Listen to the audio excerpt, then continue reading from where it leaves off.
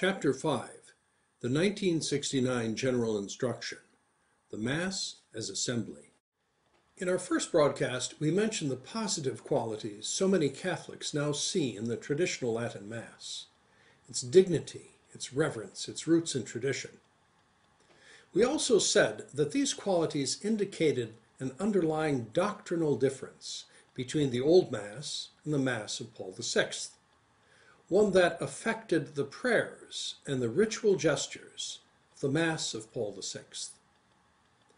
Ample evidence for this underlying difference is found in the subject for this broadcast, the 1969 General Instruction on the Roman Missal. The 1969 General Instruction was a 341-paragraph Latin document bound in the front of the first printed edition of the New Order of Mass of Paul VI. It contained all the ritual directions for celebrating the new form of Mass, but the document was intended to be more than that. The creators of the new Mass envisioned the instruction as a theological exposition or a doctrinal presentation to help people understand the nature and significance of the elements of the new rite. As such, the 1969 General Instruction should be treated as the theological blueprint for the Mass of Paul VI. What does this blueprint tell us about the theology behind the new rite? Is it the same as the old theology of the Mass? We begin with a definition. Traditional Catholic theology defines the essence of the Mass as a sacrifice. Article 7 of the 1969 General Instruction, however, defines the Mass as an assembly. Here is the definition. The Lord's Supper, or Mass, is the sacred assembly or congregation of the people of God gathering together, with a priest presiding, in order to celebrate the memorial of the Lord. For this reason, Christ's promise applies supremely to such a local gathering of the Church. Where two or three come together in my name, there am I in their midst. What are some of the problems with this? Lord's Supper is a term favored by Protestants, who do not use the word Mass. Assembly was substituted for sacrifice. People of God is a Vatican II term that includes non-Catholics. The priest merely presides, and the assembly celebrates. The equivocal term memorial is used. It is understood in a heretical sense by Protestants and in an orthodox sense by Catholics.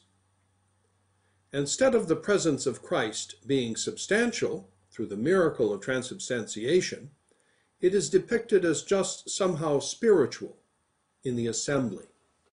This new definition originates in the assembly theology of the Mass proposed by Louis Bouyer in his 1954 work, Liturgical Piety.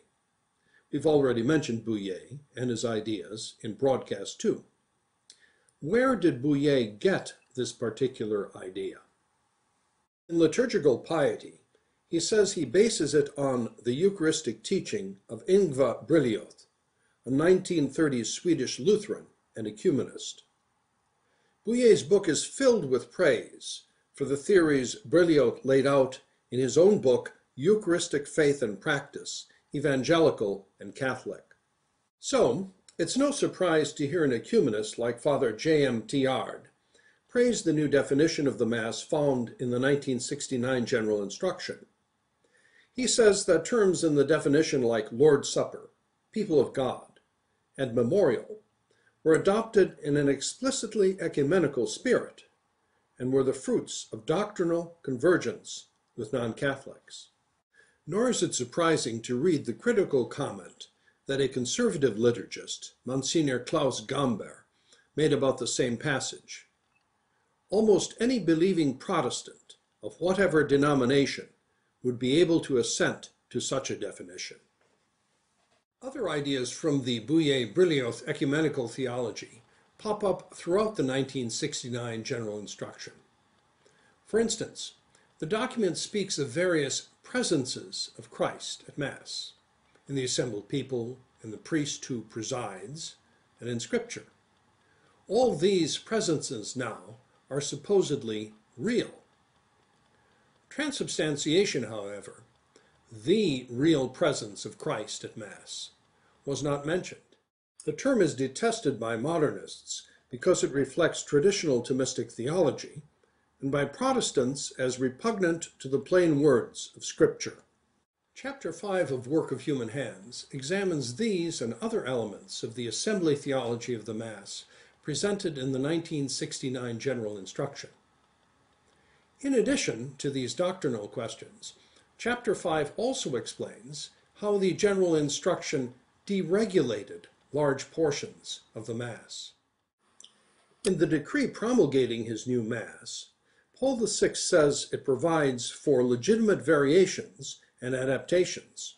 In practice, this meant that the official legislation for the new rite allowed priests or parish liturgy committees to select one text or rite from a number of options, to omit or adapt certain texts or rites, and in many cases to introduce or invent texts as they saw fit. This has always been a sore point for conservatives, and explains why a Catholic never knows what to expect when he walks into an unfamiliar church for Mass. Will the style be American suburban casual? High-toned aestheticism downtown with chunks of Latin? Newman Center feel-good? The rite of EWTN? Or even Mexican mariachi?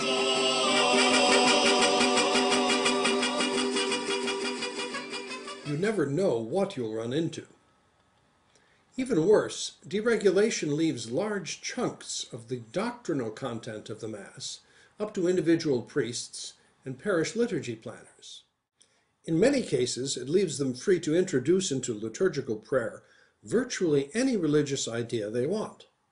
They determine the lex orandi for each Sunday, your law of praying. So they also determine your lex credendi, your law of believing. I'm sure they're all really very nice folks, but it's crazy that the official norms governing the Mass of Paul VI allow them to do this. Public prayer affects common beliefs. If error creeps into public prayer, it will poison common beliefs.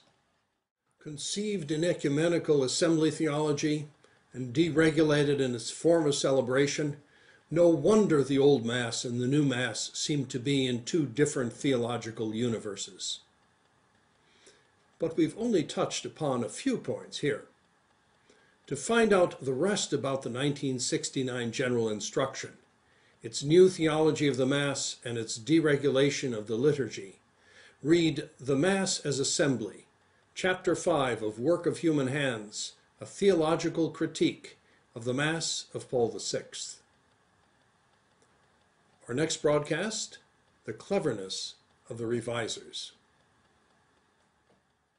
To order Work of Human Hands and to read excerpts, visit www.philotheapress.com.